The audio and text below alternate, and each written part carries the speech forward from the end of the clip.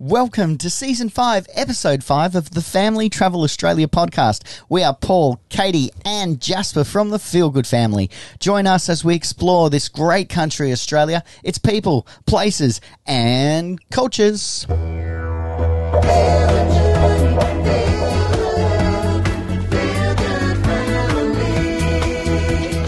Yes, welcome to the Family Travel Podcast, where we share the latest in RV industry news, road trip travel, caravanning, camping, product reviews, where to go, what to do, what to see, and so much more. Thanks for joining us.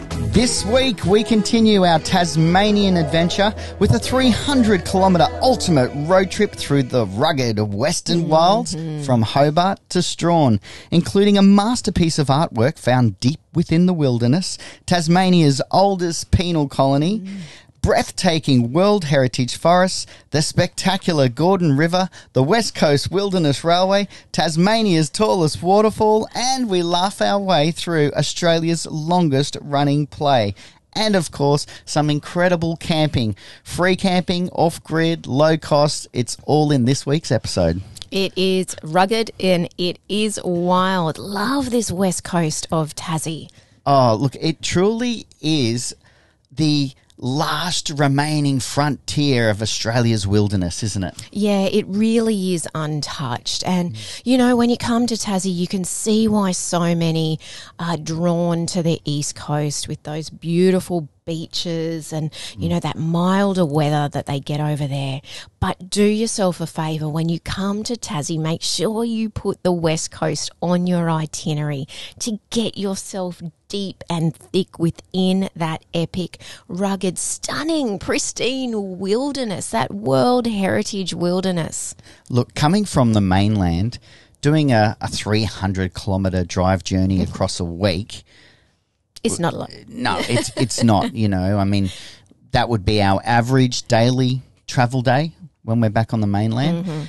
But once you're here and you're travelling through some of these Tasmanian roads and you realise just how incredibly windy they are, the steepness of the mountains, those descents that you have to do, towing your big rig, you know, it is constantly... You're on, you know, you're definitely in it, you're focused, you're concentrating, and the RV time zone, it's completely different to what your Garmin or what Siri tells you. Yeah, absolutely. A 300-kilometre journey is something that you'd want to do over that period of a week or more if you have more time up your sleeve. So this 300 kilometres is going to take us, in effect, almost 6 hours of drive time. The first leg, we're actually going to tackle about half of it, 160, 170 kilometres from Hobart to the real heart of Tasmania's wilderness, and it's known as Derwent Bridge. And there is a fantastic wilderness hotel there, a pub that you can literally pull up in their front car park and free. Love it. Yeah, what is so great about this location is that because it is their front car parking area, it doesn't matter what size rig you are in, you can fit. The first time when we were in Tassie in 2020 and we pulled up to the Derwent Bridge Wilderness Hotel, it was packed. There were so many people there and we kind of squeezed our van in.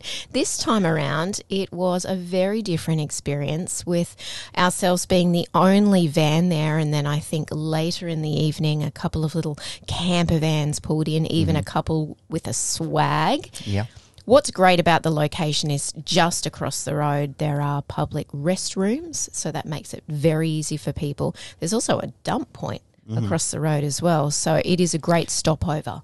It's also part of Tasmania's electric highway, I think they call it. So you can charge your electrical vehicle over there. Yeah, it's so fantastic.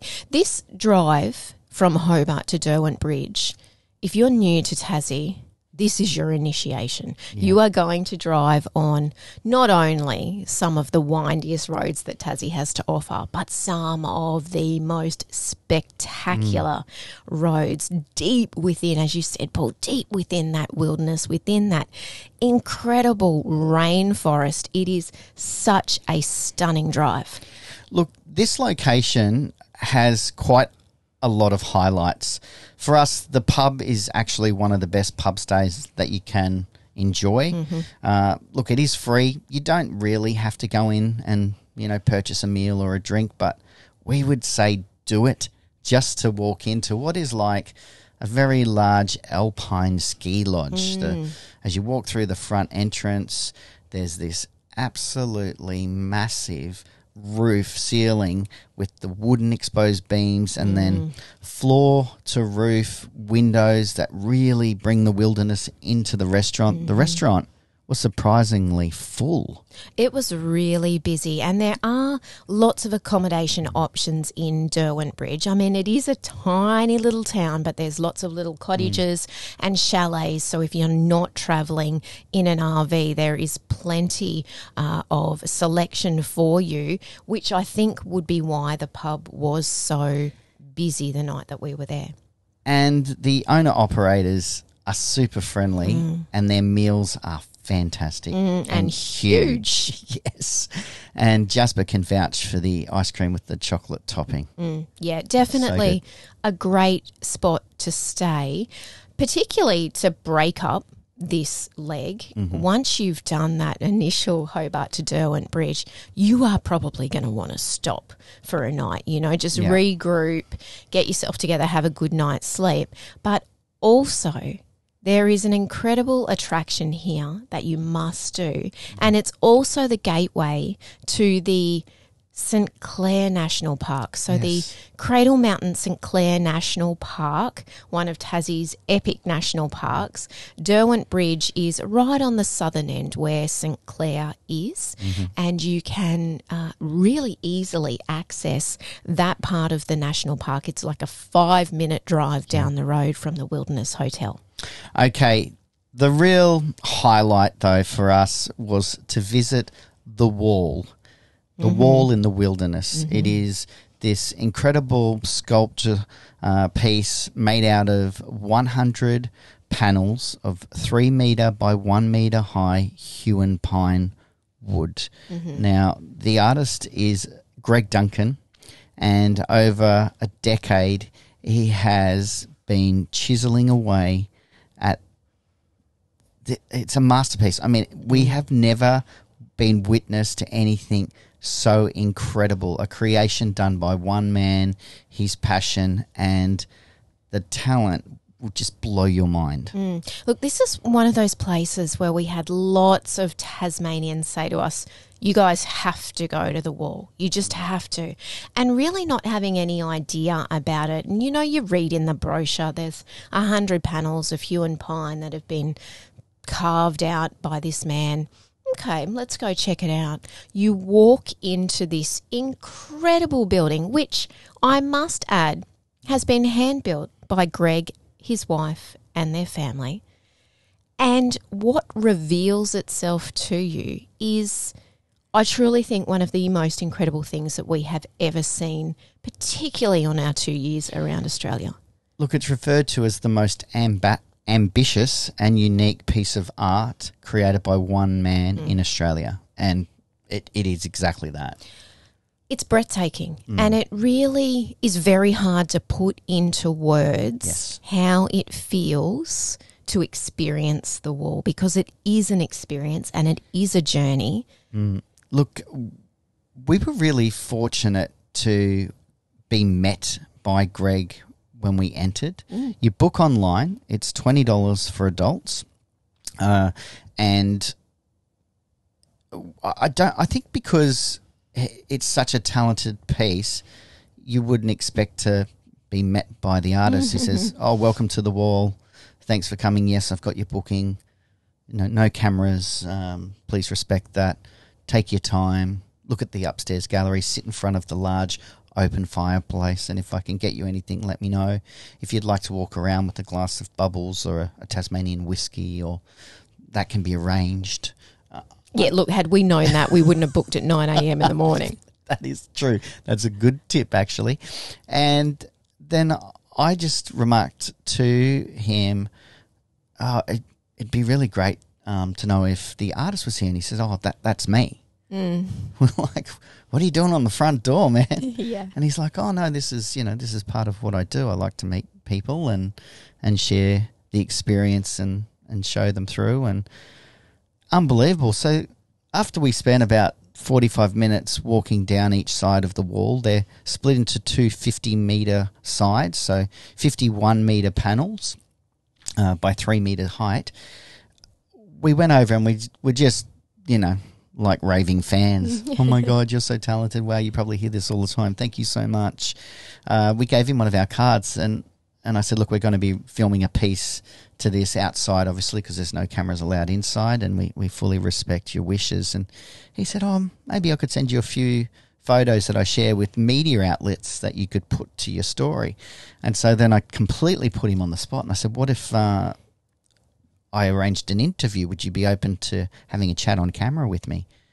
And he looked at us and he said, yeah, I really trust you guys. I'll do that. And it's a pretty rare occasion for him to allow this. And he said, yeah, you can bring your camera in. I'll let you even film 2 or 3 panels and you can get a long shot. And I'm still amazed at what a privilege and an honour that was for us to have that opportunity. And we would, we say it every week, but if there's one thing you're going to do this week, log on to YouTube and check out the Feel Good Family channel and the interview piece with Greg Duncan on the wall. It's not really even about the wall. It's more about him and his personal journey. To see someone met with so many challenges, him and his family, to still come out with this creation is inspiring. It really is. And as amazing and incredible that the experience of viewing the wall that we had prior to meeting Greg, the highlight was actually having that moment in time with him to hear his stories and get to know him a little bit. And I don't know, it's interesting when you see something like this, you can think that, that's out of reach for me. He must be amazing. He must be up on this pedestal. He must be this incredible kind of person. And what I loved about meeting Greg is that he's all of that. I mean, he created this unbelievable masterpiece, but he's a man. And it was such a pleasure to just have a chat with a man who is passionate about certain things, and he followed that dream and that passion, and this is the outcome. Amazing. That was the highlight. Truly amazing. We didn't put him completely on the spot. I said, look, we'll leave and then you have a think about it over the next few days or week or whatever you need. And I said, we'll drive back from the other end of Tasmania to meet with you. And he said, I genuinely mean it. And so we said, we'll contact you later. And we did. And he said, why don't you come in on Friday morning before we open? And then we got to sit and have a cuppa with him. Just awesome. Yeah, for an hour, and it was awesome. Anyway, behind the masterpiece, of course, is the man and also his incredible wife that has supported him through this journey. So if you can get there to check it out, and then if you have that opportunity to have a chat, then take the time, because you will feel richer for the experience of meeting Greg. Yeah, absolutely. A definite highlight on this part of our epic road trip through the Western Wilds. All right, onward to Strahan. Now, we're going to actually stop in Queenstown to share with you arguably the best train journey or train experience, I should say, that you can do in Australia, and it is the West Coast Wilderness Railway.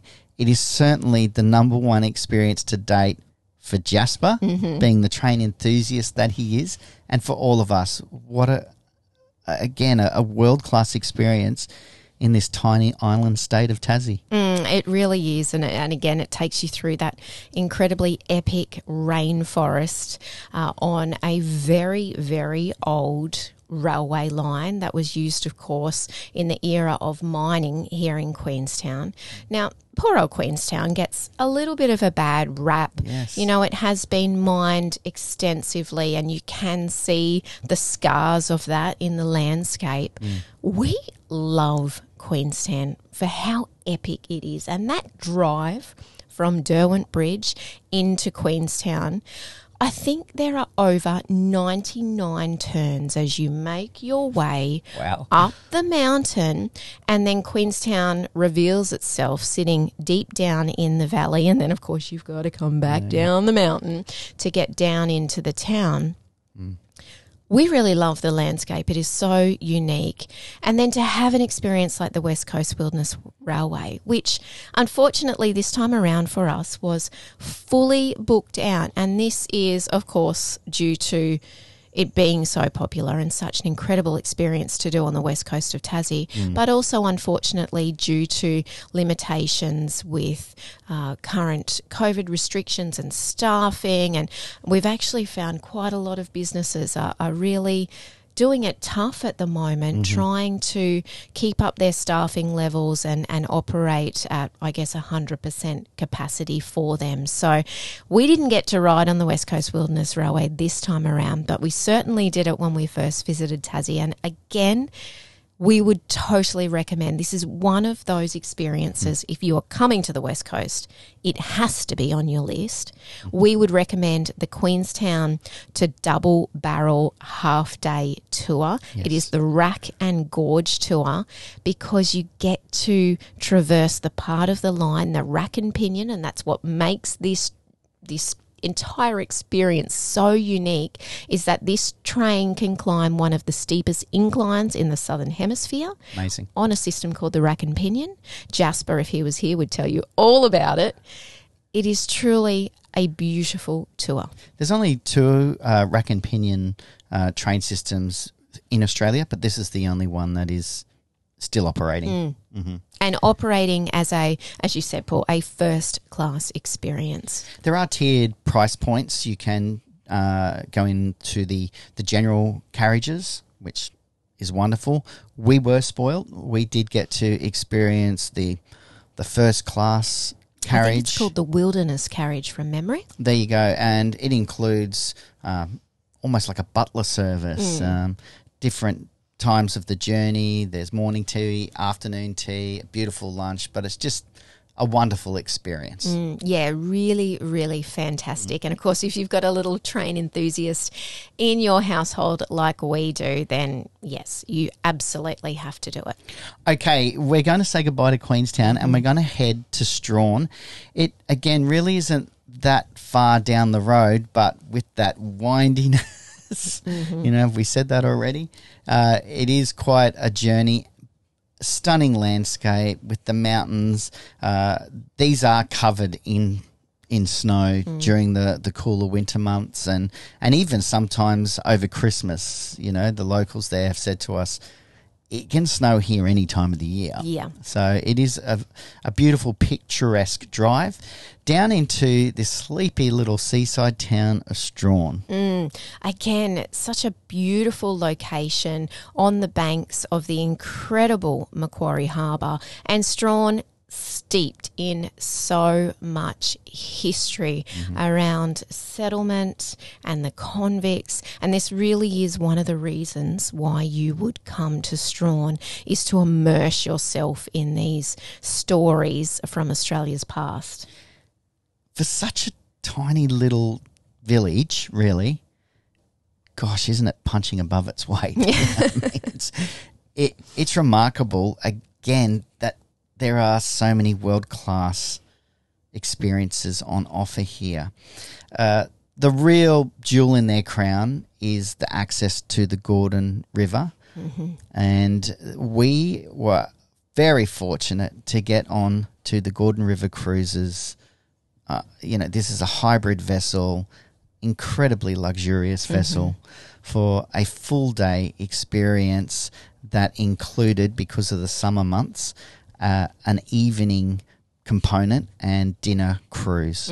Absolutely. And again, you're coming to the West Coast, this is a definite must on your itinerary. There are 2 cruise boat options for you to choose from. This time around, we did go with Gordon River Cruises on their beautiful, as you said, hybrid vessel that switches into electric, or they call whisper mode, when you enter the Gordon River to really enhance that experience. This is World Heritage listed region. The Franklin Gordon Wild Rivers National Park is part of the UNESCO World Heritage areas around the world, and for good reason. It is absolutely incredible. And you get to experience it. I mean, you even get to get off the vessel and walk amidst this ancient rainforest, which is such a highlight. See Huon pines that have been growing here for literally thousands of years. It really is a spectacular environment. The incredible thing about the Huon pine is that it is regarded as the longest growing tree in the world, in that for every millimetre it takes a year to grow 1 mil. So there are trees in this region that are 3,000 years old. Mm-hmm. I mean, it is truly remarkable. And because of its elasticity, it is highly prized as a woodworking material, particularly for boats, at a cost of $14,000 per square cubic metre. I mean, yeah, you'd want to make sure you know what you're doing. Yes. Yeah. Yeah, absolutely. So you board your Gordon River cruise, and the first stop is out to what is known as Hell's Gates. And this is, I guess, the entrance to Macquarie Harbour, aptly named by the convicts when they were first transported out here from England. They literally believed they were being brought to hell on earth. And it's really interesting getting to go out and experience this, because it is such a beautiful place with its dual lighthouses on either side of the harbour. And, of course, I mean, the spectacular harbour looking back down towards the Gordon River. These days, we go out there on a beautiful, luxurious vessel and think, oh, my gosh, this is incredible. This is heaven on earth. Yeah. But you can imagine 200 years ago, in those rugged conditions, in those wooden boats that would be taking on water, in those conditions of scurvy and all of the other things that these people, these convicts, had up against them. You can imagine that they would have thought, this is the end. This is the end of the earth. Yeah. This is the end of our life. We're done for. Yeah, look, I mean, when we actually pull around to one of the two locations that you do get off the vessel, to Sarah Island, remarkably, our timing coincides with the 200th anniversary of the first landing and settlement of Sarah Island. And so there is a group of very passionate actors, historians, and then just general people who love their history, all dressed up in their period clothing, in their different roles, reenacting the first landing on Sarah Island. Gee, that was exciting to be a part of. And, I mean, this is the only time it's ever going to happen. And we were very fortunate to witness it. We really were. And it really put into perspective for me. I mean, Sarah Island is Tasmania's oldest and most remote convict settlement. And they chose this location deep within Macquarie Harbour, of course, because who in their right mind is going to want to escape from an island? First, you've got to tackle the harbour with its freezing cold waters. And if you successfully do that, then you have impenetrable, thick, epic rainforest forever. Yes. Forever to try and traverse and make your way through. So they were very smart in choosing this location.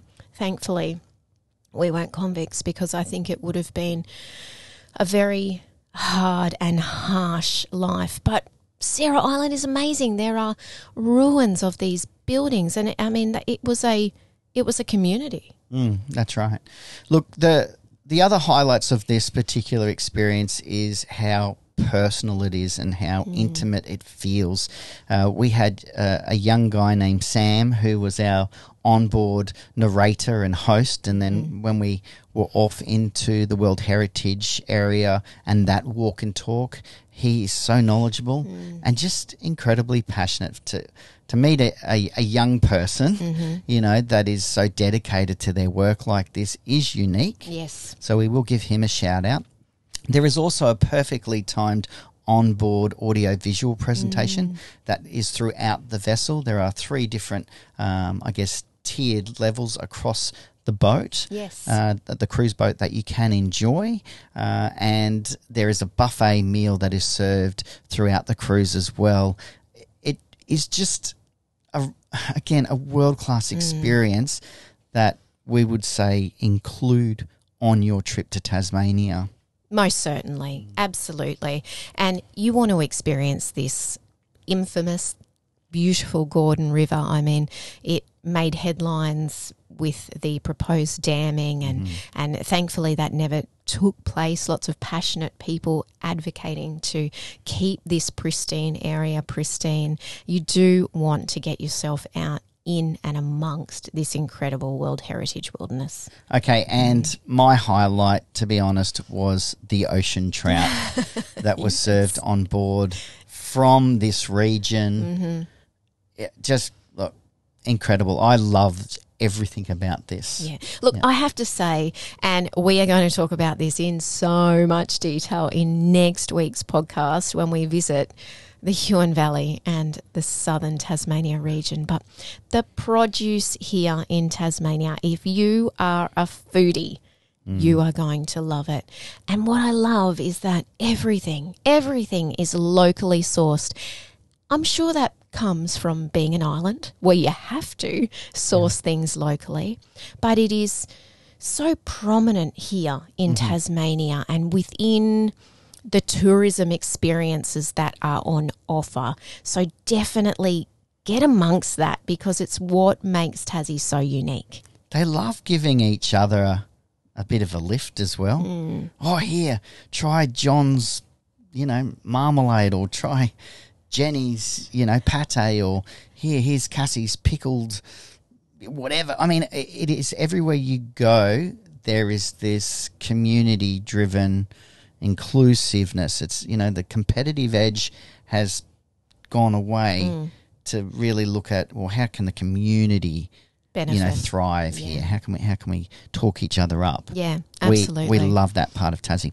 All right, back into Strahan. There is Australia's longest running play named The Ship That Never Was, produced and written originally by Richard Davey, playwright. And this is probably one of the best family experiences that you could do, in that it's still theatre, it's live theatre, it's a pantomime, it's an open-air theatre, and everyone is an active participant, whether you like it or not. Yes. It only goes for an hour and a half.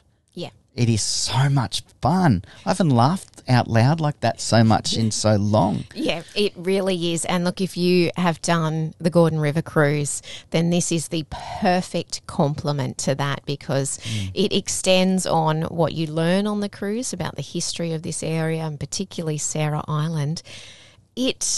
Whilst it is a pantomime, and you laugh the whole way, it tells a true story. And the true story is almost hard to even get your head around that this possibly could be a true story. And it follows the account of 10 convicts who, believe it or not, successfully escape from Sarah Island. So much fun. We absolutely loved it. A little tip from us, if I may. Take a waterproof jacket. Yes. You're not going to get soaked, but you will enjoy getting a little bit wet. Yeah, that was Jasper's highlight when they turned the entire audience into the storm and gave spray bottles to all the kids.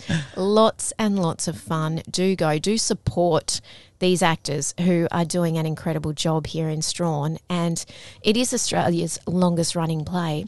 Again, our timing unbelievable. We went to see the play on their 28th year anniversary, which we had no idea, and they announced it at the very end to the audience. And it just made the experience all the more richer to know that these passionate Strahan locals have been here performing this incredible story for that amount of time.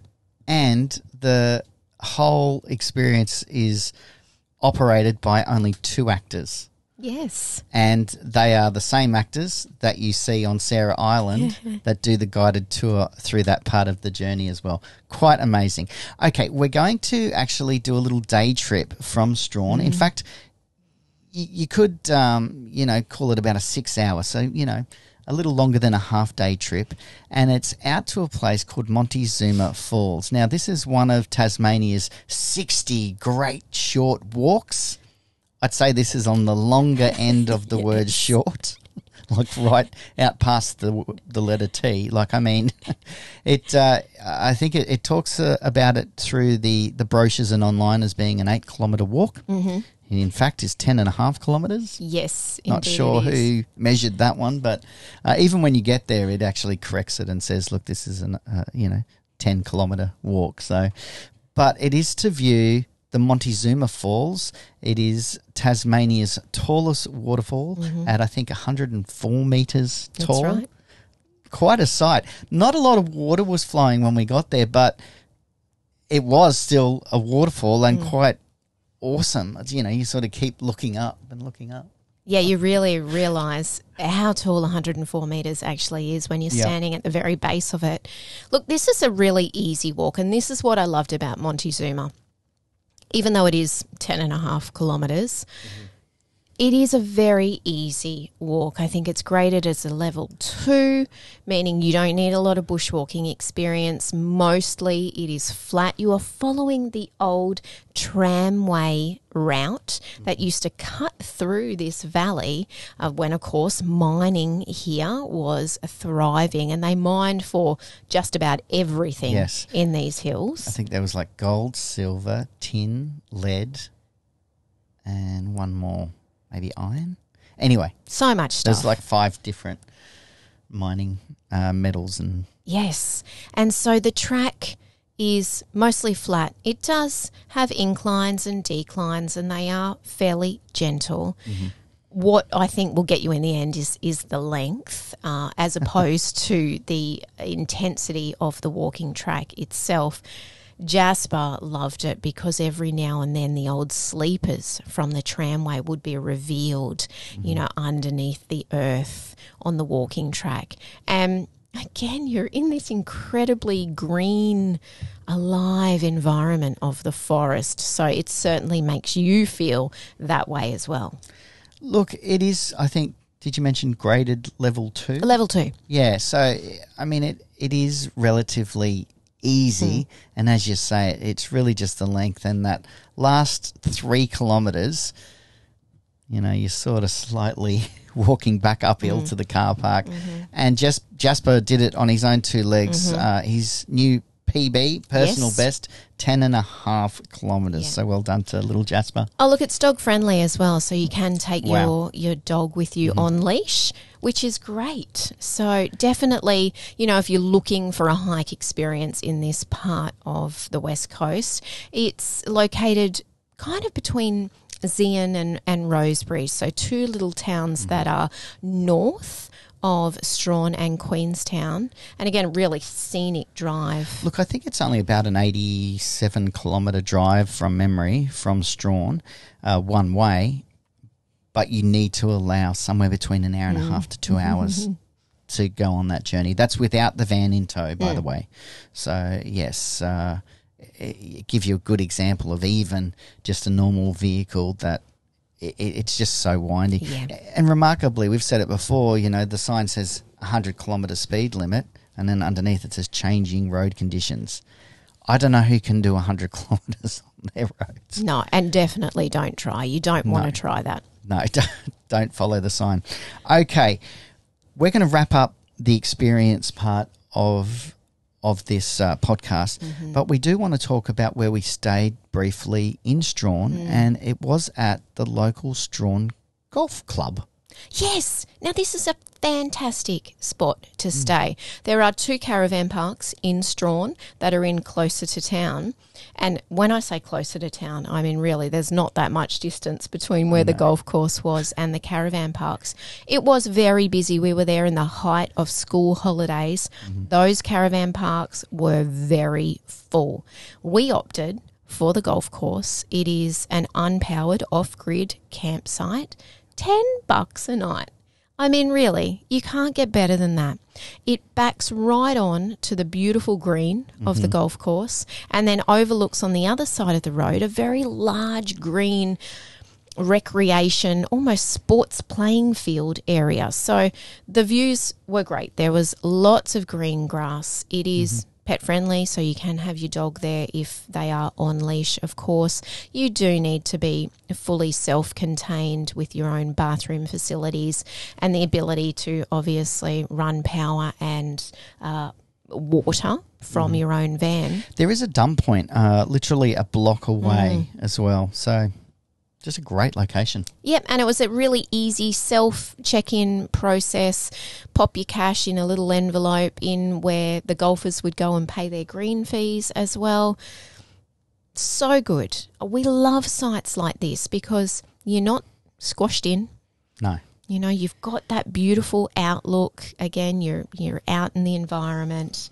Just fantastic. All right, that wraps up really our drive journey from Hobart to Strahan. Our takeaway this week has to go back to Greg Duncan. And if you've visited our website, thefeelgoodfamily.com, how about New that? website. New website. If you put .com.au, you'll still find us, but thefeelgoodfamily.com, you would see a quote that we have really hung our experience, our planning, before we actually hit the road for that 2 years and then the journey onward past that, is that you don't need to see the whole staircase, just take the first step. And I think that is no better highlighted than in our discussion and that interview with Greg. I mean, everything from the decision to throw in his job as an electrician, a trade that he had, and decide to be a sculptor when he'd never even picked up a chisel. Unbelievable. You know, their house burnt down. So many. The builder went adversities. broke. I mean, it just, you know, and 10 years, a labour of love.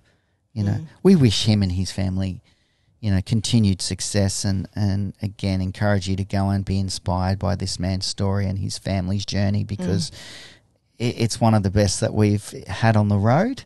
And again, you don't need to see the whole staircase. Just take that first step, you know.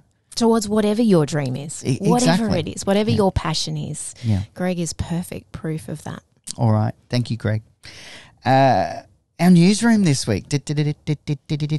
Newsroom is closed this week. It truly is.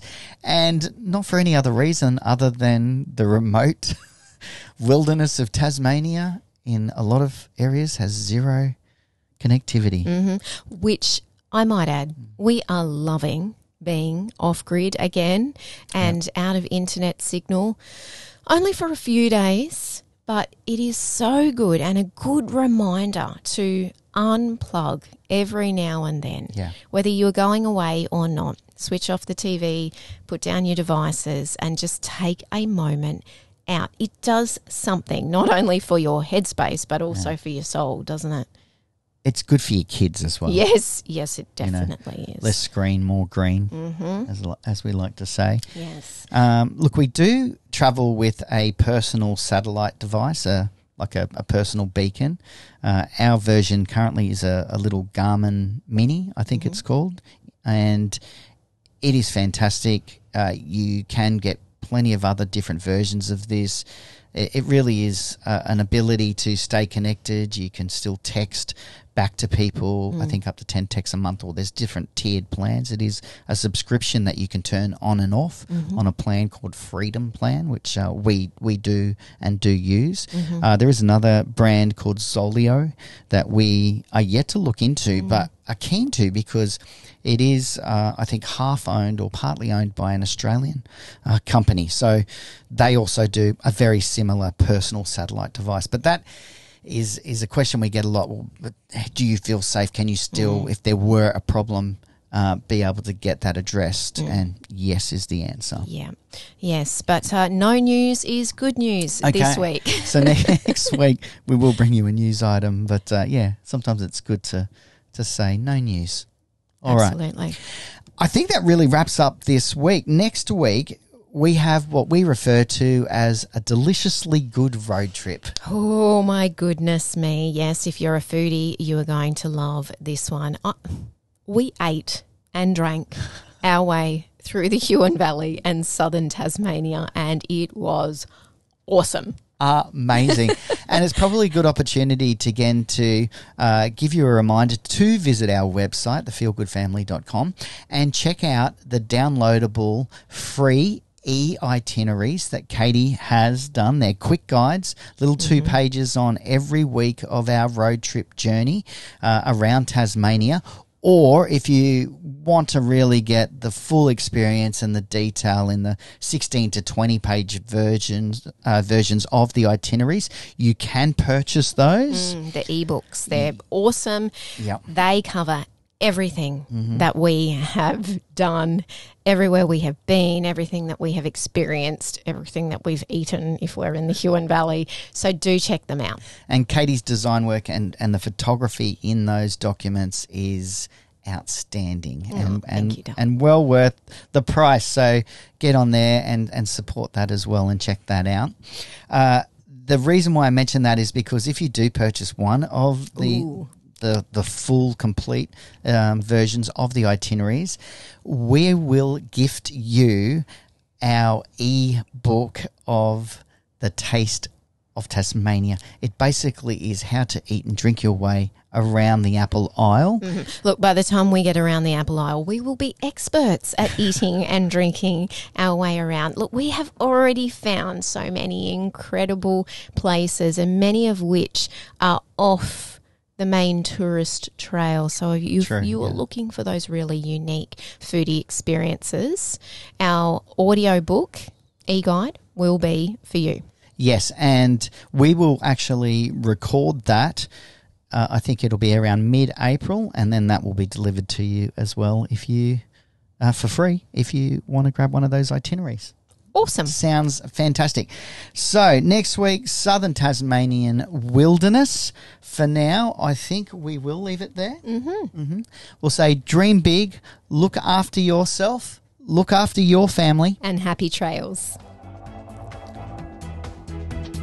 Feel the journey, feel the love, feel good family.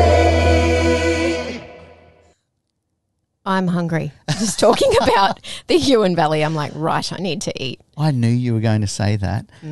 Look, I mean, the food is good, and then when you get to their beverages, I mean, there are more craft beer manufacturers, wine producers, whiskies, you Cider name houses. it. Absolutely incredible. The cider has been amazing. Yeah, I'd never thought of myself to enjoy a cider, but I've been re-educated. Yes. For the better, doll. For the That's better. right. All right, for now, take care. We'll see you next week. Bye. Bye.